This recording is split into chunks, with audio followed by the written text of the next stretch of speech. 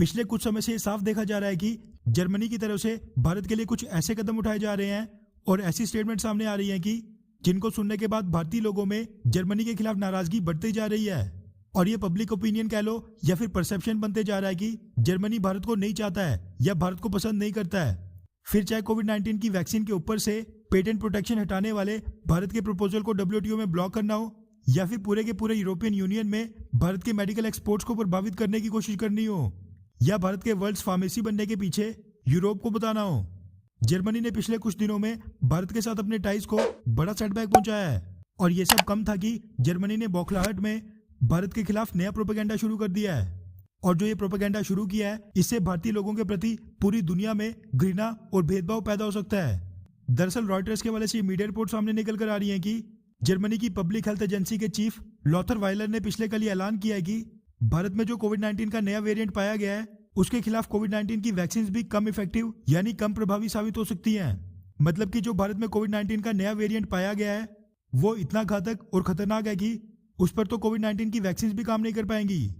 हालांकि लॉथर वाइलर ने ये स्टेटमेंट पब्लिकली तो दे दी लेकिन अपने इस क्लेम के लिए कोई भी स्टडी या डेटा पेश नहीं किया। उल्टा जब डेटा के बारे में पूछा गया तो उन्होंने कह दिया कि डेटा को आते अभी 2 हफ्ते और लगेंगे। ऐसे में उनके खिलाफ ये सवाल उठाना तो लाजमी है कि अगर डेटा आते आते अभी भी 2 हफ्ते लगेंगे तो फिर उन्होंने ये ऐलान करके पिछले कल ही संभावना क्यों जता दी, ऐसा उन्होंने किस बेसिस पर किया। अब क्योंकि लॉथर वाइलर जर्मनी की पब्लिक हेल्थ एजेंसी के चीफ हैं इसलिए उनकी ये स्टेटमेंट पूरे के पूरे यूरोपियन यूनियन के साथ साथ दुनिया के बड़े बड़े मीडिया ने कवर की है और अपनी हेडलाइंस में ये छापा है कि कोविड-19 के इंडियन वेरिएंट के खिलाफ तो वैक्सीन भी काम नहीं करती हैं।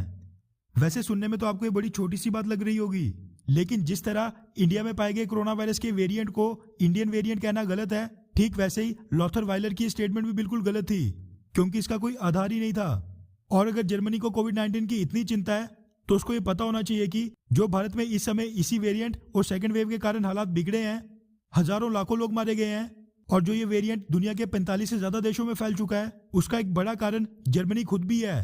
क्योंकि 2-4 पैसे कमाने के चक्कर में जर्मनी ने भारत और साउथ अफ्रीका के ट्रिप्स वेवर वाले प्रस्ताव को WTO में अभी तक ब्लॉक करके रखा है।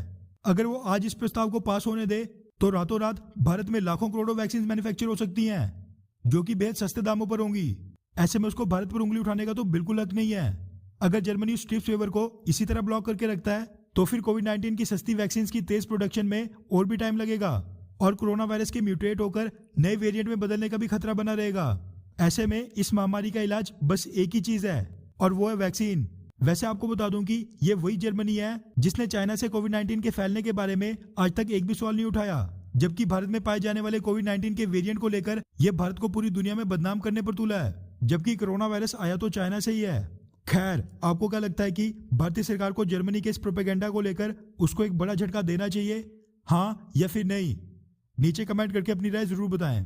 अच्छा सुनो, चैनल को सब्सक्राइब करो, उसके बाद घंटी बजा देना ताकि अगली वीडियो आपसे मिस ना हो पाए। Thank you.